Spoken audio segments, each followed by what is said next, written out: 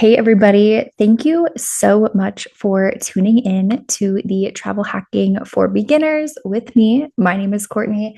I am so excited to share some tips and tricks with you guys today.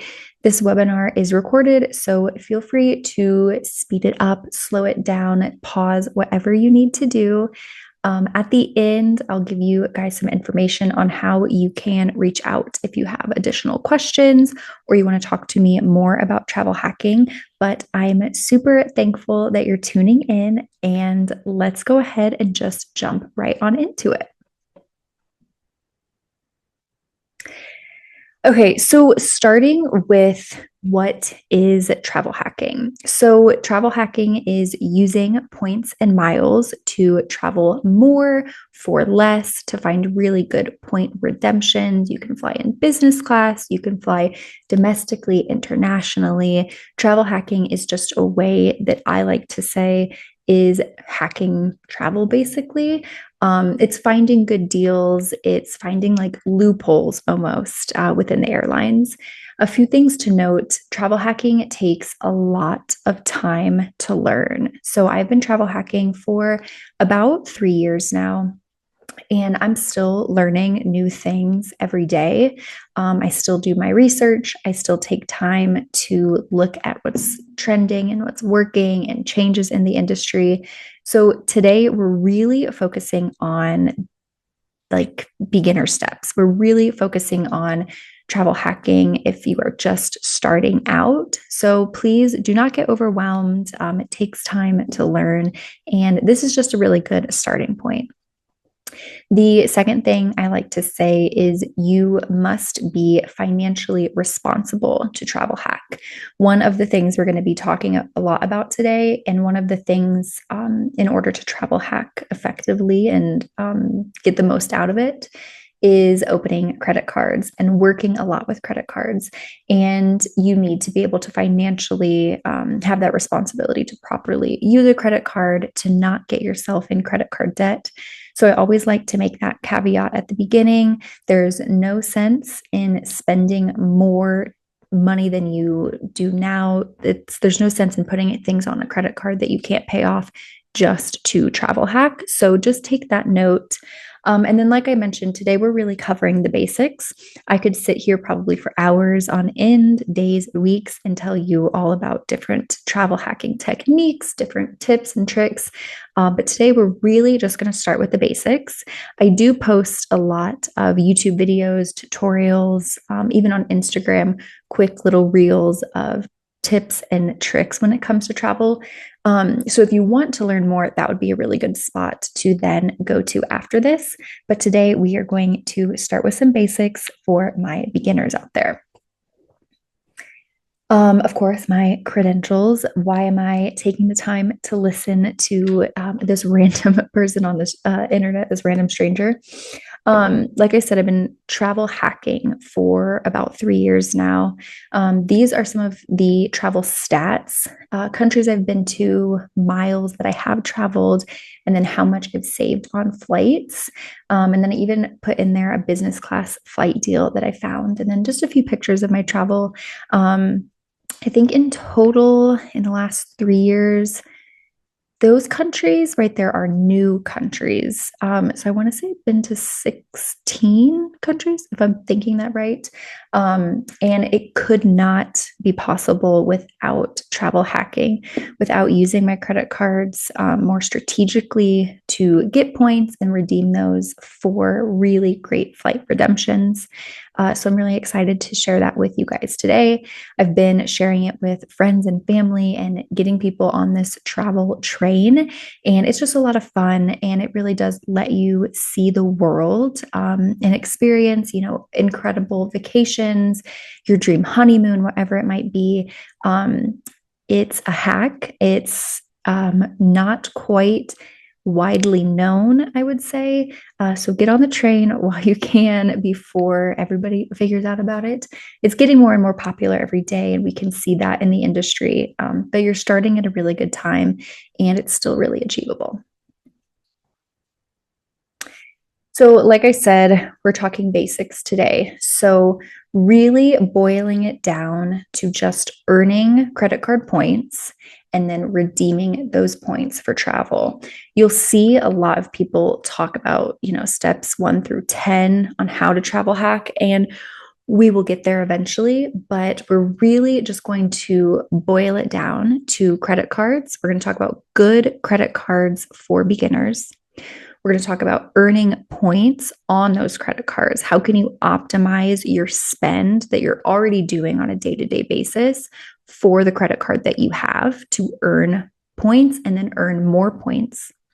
And then once we have those points, we're going to discuss redeeming them. So, okay, now that they're on your credit card, how do you get them to an airline or a hotel and redeem them for actual travel?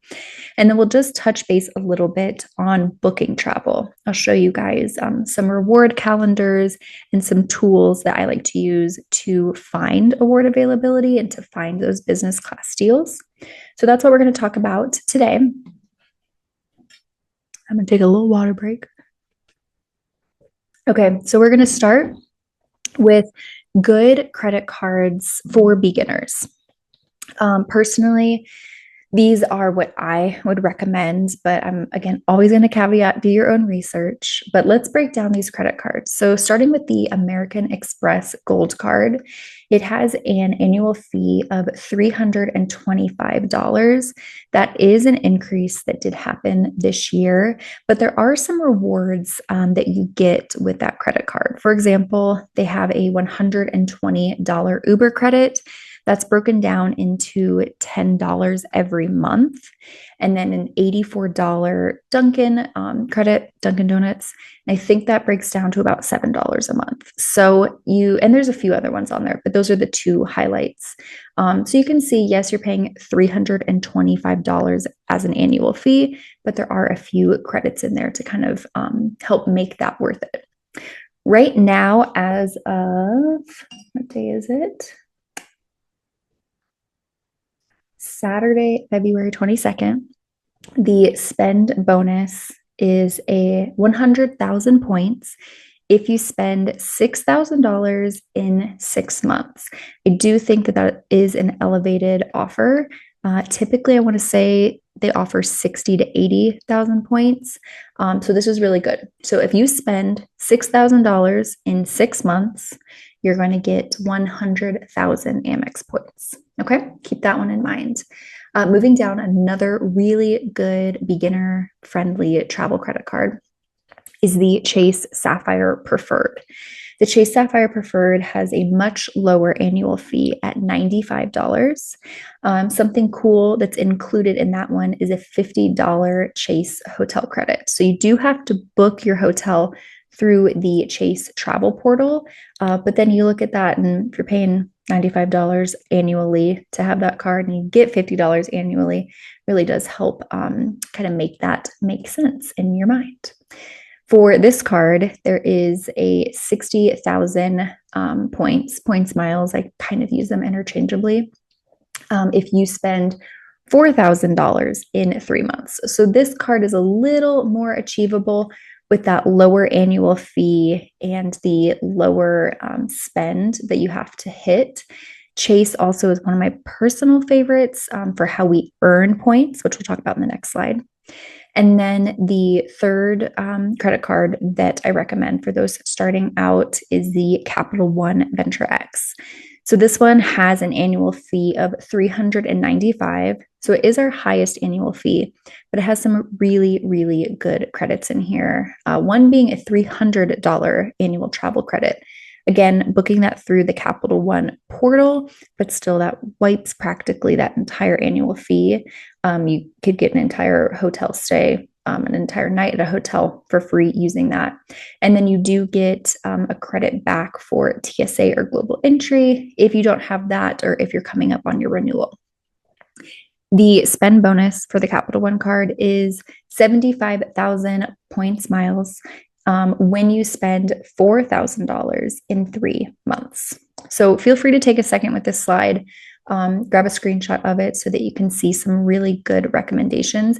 Now, maybe you already have one of these cards and you're looking, how can I maximize the points that I'm earning? We're going to talk about that in the next slide. Or maybe you don't yet have a credit card for travel or just a credit card in general that's in your wallet. You're looking to get one. These three I really think are great starter cards. So let's now look at how we earn on those cards. So the American Express Gold Card, you're earning 4 times the points on groceries and restaurants. So personally, this is the card that I will use whenever I'm going to the grocery store because I'm going to be earning the highest 4 times. 3 times the points on all flights. That's booked through Amex Travel. To be honest, I don't book any of my flights through Amex Travel, but if for some reason you're booking for a work trip and it doesn't quite matter that you're booking with the airline, that can be a selling point. I put it on there, but again, that's kind of a pass-by point for me. And then 1 times the points on all purchases. So every dollar you spend on this card, you are getting a point. Moving down to the Chase Sapphire Preferred, 5 times the points on travel booked through Chase. Again, all caveats is the 3 points on the Amex booked through Amex.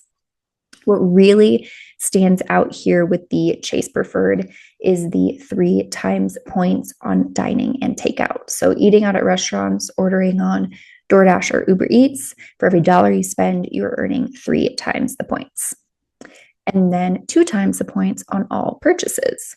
So if you look up at the Amex Express, you're only earning one times the points on all purchases versus the Chase, you're earning 2 times the points. So what I would do, since I have both of these credit cards in my wallet, I use my Amex when I am at the grocery store or I'm dining out at a restaurant. And then I put all my other spend, if I go get my nails done, if I run to Target, if I purchase something on Amazon, that's going on my Chase because I'm earning more points with that card.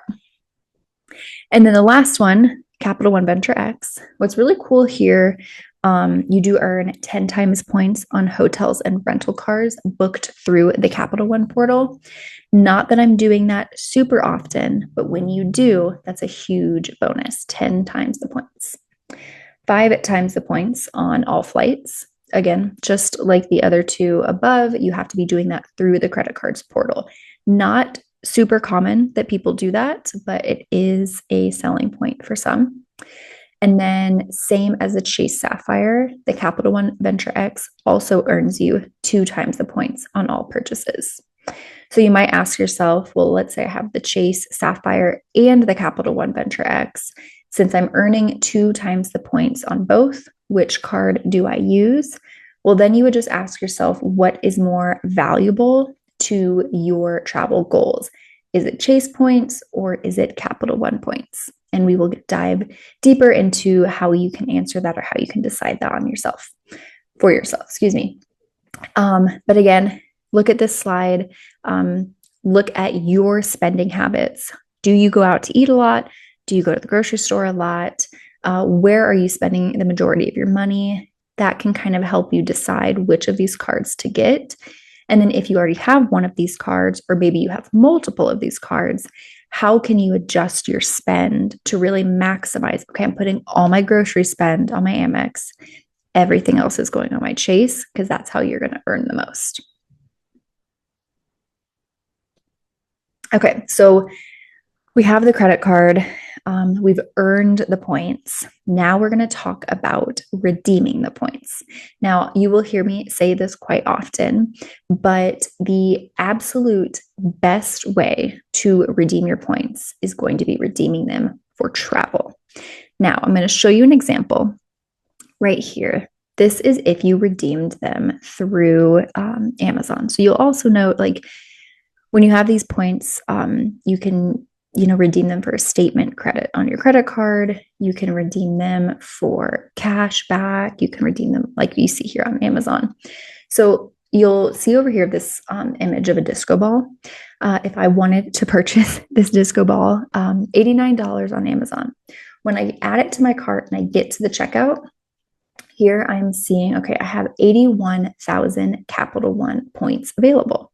That's pulling that information from my credit card and my credit card account because it's attached to my Amazon. And then Amazon is saying, hey, if you want to give us 12,000 points. If you want to redeem 12,000 points, that'll cover the entire purchase, the cost of the disco ball plus tax, and then it's free. And you ask yourself, well, wow, I have 81,000 points. That's amazing. I should just cash in my 12,000, redeem it, and then this disco ball is free. Well, you first want to ask yourself, okay, am I getting the most value out of my points? So I have an equation that we're going to do that will show you whether or not this is a good redemption. So you're going to take the price of the item. So right here, 97.92. You're going to divide it by how many points you are redeeming, 12,240. You're going to then multiply that by 100. And you see here, we are getting 0.8 cents per point. Now, because I know that this is not a good redemption, I'm telling you that this is not a good way to redeem your points. But rule of thumb, and you can remember this now for all purchases moving forward. If it is less than a cent per point, it is not worth redeeming. Let me show you one more example to kind of help it make sense. I am not a math person, by the way, at all. This is widely known in the points and miles industry. This equation just really helps you understand, is this a good point redemption or not? Okay, so here's a really good example. This is a screenshot from my Amex statement, and I had an Instacart purchase, and it was $27.20. Well, Amex is telling me, hey, you can just redeem 4,533 points, and we will wipe this from your statement. So I can give them $4,500 or 4,500 points. That wipes that $27 charge. So I go, all right, well, let me do this math equation and see, am I getting more or less than a cent per point? So I take the price, $27.20. I divide that by the number of points I'd be redeeming, 4,533, times that by 100, and I see it only comes out to 0.6 cents per point. We go back a slide, we see anything less than 1 cent per point is not a good redemption. Now, I'm not telling you you can't use your points this way. Sometimes we're in a pinch. We need cash. We need to pay off our credit card statement. Totally fine, and totally justifiable. I just want to note that you're not getting the most out of those credit card points.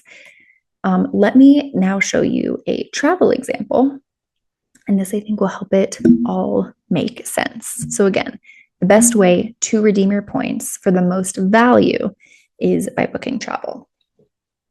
In this example, you'll see I did a flight search on Virgin Atlantic for a flight from JFK to London. It's about 7 hours, it's direct. And in economy, so just your regular seat, you could take this flight for 6,000 points. Now, if you remember the Instacart example, before you even get into the equation, the Instacart example, I was about to redeem 4,500 points for a $27 purchase. But right here, for 6,000 points, I could literally fly to London. So let's do the equation. I did another Google search to see what the cash price of this flight was. And it was about $514 US dollars. So I take $514 because that's what the flight is going to cost in cash. And then I divide it by what we would redeem, or how much that flight is in points, 6,000, times that by 100, and we are getting 8.5 cents per point. So way above 1 cent per point. So this is an absolute amazing deal. And it's interesting too, if you look, you could take a premium flight too for 35,000. So if you think back to that first slide I was showing you with all of the point bonuses you get from those credit cards when you sign up, if you are to hit that minimum spend, you could easily take this premium flight, which isn't quite yet upper class. So you're not getting a lie flat seat, But you are getting meal service, unlimited like champagne, drinks, and it's typically a two-seater and it's a much larger seat, much more comfortable. But you could fly JFK to London for only 35,000 points. So then again, I think back to the other example when I was going to buy the disco ball. I wasn't really buying a disco ball, it was just an example. But you were going to buy that disco ball for 12,000 points. You have a disco ball, or you could literally go round trip JFK to London. So, fun little equation that you guys can use to see, am I getting a good point redemption? So I like this little slide. What would you rather have? You can cash in 12,000 points and get a disco ball. You could cash in 4,500 points and get a $27 grocery Instacart paid for, or you could have 6,000 points and fly to London. And when this really comes into play down the line, as you become a little more advanced in points and miles, you can use that equation to determine if you're getting a good point redemption when it comes to a flight.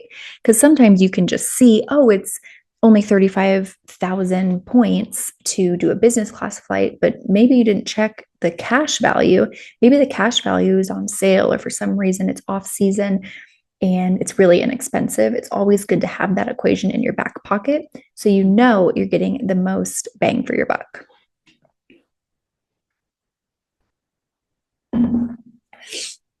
The other thing I like most about this comparison is it's just going to show you how far you can take your points when you use them for travel versus using them when you pay off a purchase on your card or you cash them in when you're checking out on Amazon. If you save them up, or even you just hit a spend bonus and you have this huge chunk of points, using travel, you just get so much more out of them.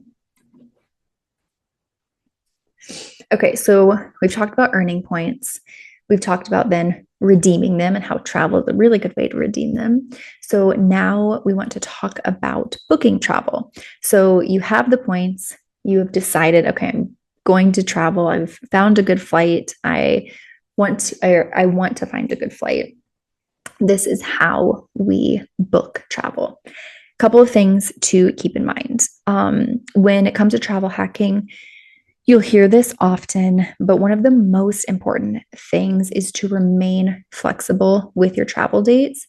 And I know that that's not always doable for everyone, but the more flexible you can be, typically the easier it is for you to find a good flight deal. If you're restricted by summer only, or I only have this 1 week of vacation, it can be more difficult to find availability. You'll just have to search a little bit more.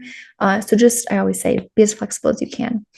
Use partner airlines. We'll talk about that here in a little bit too. Book in advance. I would say for award travel, especially those business class flights and those business class deals, you're going to want to be booking about a year in advance if you can. And then the last one is find your flight and then book your trip. So we've done this a lot, actually. We search, we know, okay, we want to take a vacation in the summer and we don't know exactly what we want to do or where we want to go, but we know we want to go overseas.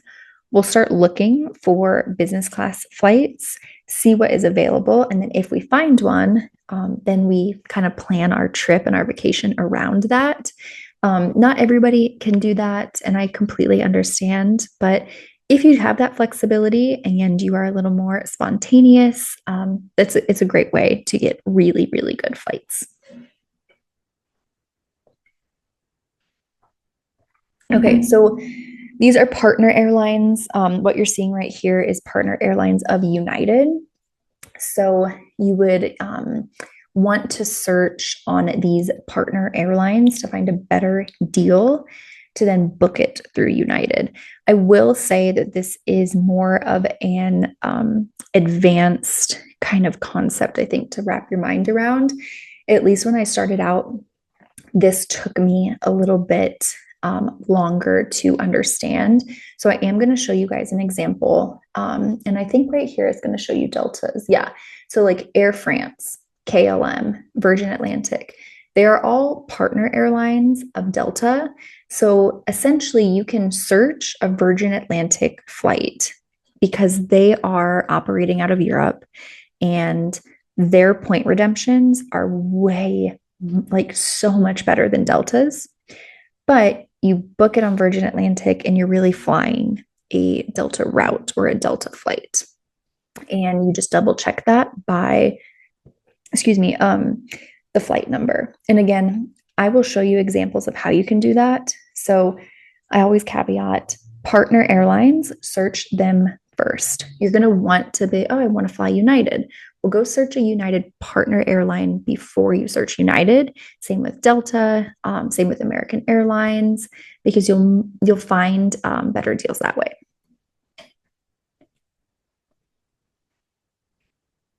Okay, so I was just talking about how Virgin Atlantic is a partner airline of Delta. Virgin Atlantic has what they call the reward seat checker and award calendar on their website. And what this is just a really easy way to find award availability. That's one of the most common questions and kind of like, I guess, issues people have when it comes to trying to find these really good flight deals is they don't have like hours to spend searching the websites, and they just want like this like one overall glance. So this reward seat checker, I think we're probably looking at, let's just say like the month of April or May maybe, but it's giving you an entire calendar overview. So we can see starting through Monday the 8th, all the way down through Sunday the 28th. And it will, I just have the 3 rows screenshotted here, but it will show you an entire month.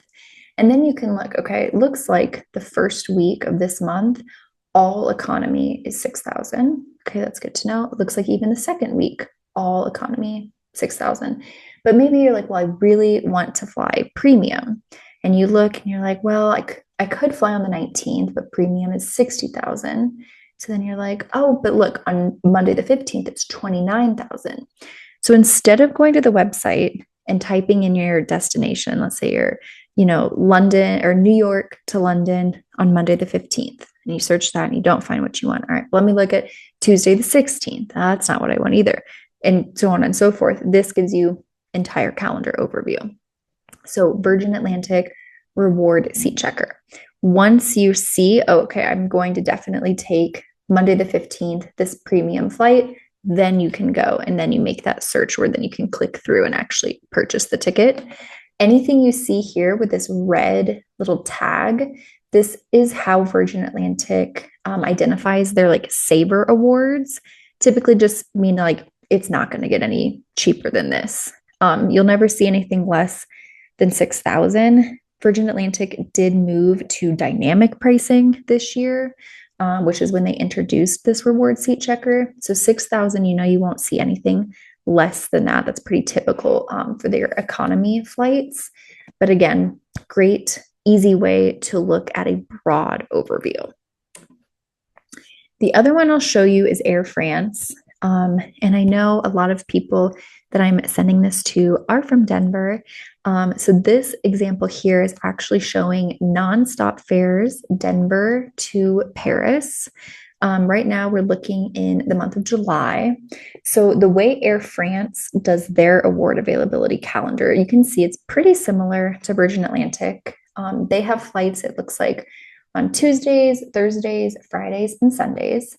And then you can see how the point or how the miles, how they're variated across the month. So for example, here on the 11th, we can go for 18,750. Looks like the same is here on the 27th. And then you can see the rest of the month is about mid 30s. So again, looking at this calendar first, finding your flight this way instead of looking individually at each day. And another thing I do want to note too is these are all one-way flights. So when we're searching for award availability, we always will search one way. But you can see too up here, you can toggle through the months. So in April, there's 18K award availability, same in May and June. And then August, I think that's probably more high season for them. it jumps up to 25,000 miles. But again, even at 25,000 miles, you can go there and back, Denver to Paris, round trip for only 50,000 miles. That is less than all of those spend bonuses, sign up bonuses that you hit on the credit card. Okay, so this is a website. These are some tools that you guys can also use to find award availability. This is Point Me. They have a free plan and a paid plan. This one's really good though for finding domestic award availability, but you can either just do a broad search. What I did here is I was like, just show me the deals, what's coming up. And you can see New York to Boston, JFK to Richmond, New York to Fort Myers, insane award availability deals. So on this is not an airline. This is just a award availability search tool.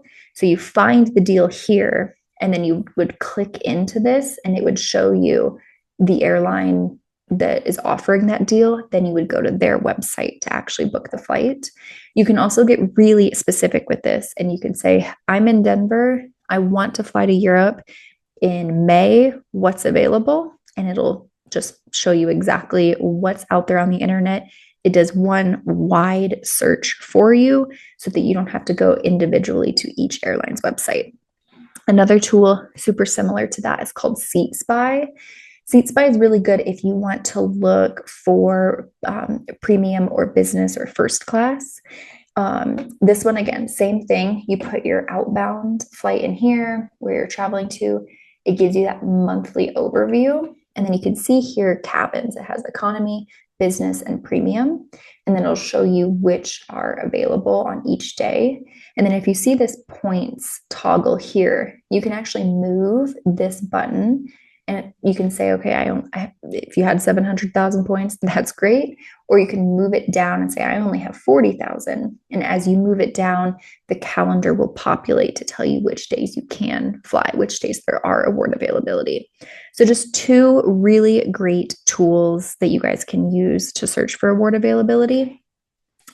And again, I know I said this at the beginning, this is very high level overview for beginners. This might be like the very first time you're even hearing of some of these concepts, hearing about points and miles. And there's no way I could really break it all down into one video, but I do make in-depth tutorials on each thing. These are some examples, and I post them all on my YouTube. And so how to use Seat Spy, this one right here, I have an entire video dedicated to like every step you need to find those business class deals. This beginner's guide to credit cards, it's kind of what we talked about today, just goes a little bit more in depth. Again, Virgin Atlantic's dynamic pricing, using that award calendar. I have a video breaking that down. So I'll link these so that you guys, if there's like a part that you wanted to dive deeper into, you definitely can. And check that out. But yeah, these are good if there's like an area you kind of want to focus in on. And then I know I can only imagine questions that you guys have as you're walking through this. If you jotted them down, or if they're still in your head, I would really encourage you to shoot me a message, send me an email, let me know like, hey, I'm curious about this. I want to know more about this. Maybe you go watch one of those videos and you want to know even more, or something just doesn't make sense. I am so more than happy to help. This, like I said at the beginning, like I owe everything to travel hacking and credit cards and earning points and miles, because it's let me see so much of the world. It's let me take all these amazing trips and go on all these vacations. And all I really want to do is give that knowledge back and share that with other people so that they can do the same. And again, everything in today was just super high level. It's just getting your feet wet, hearing the terminology, starting to see some screenshots of these websites and these different calendars that you're going to start to hopefully search on and incorporate more. But I do appreciate you guys taking the time to listen to this overview. Like I said, please reach out if you have any questions. And Honestly, the biggest thank you that I can receive is just you following me on my social media platforms, Instagram, TikTok, and YouTube. I will link everything down below. And I really hope to hear from you guys soon. And I will talk to you guys very soon. Thank you.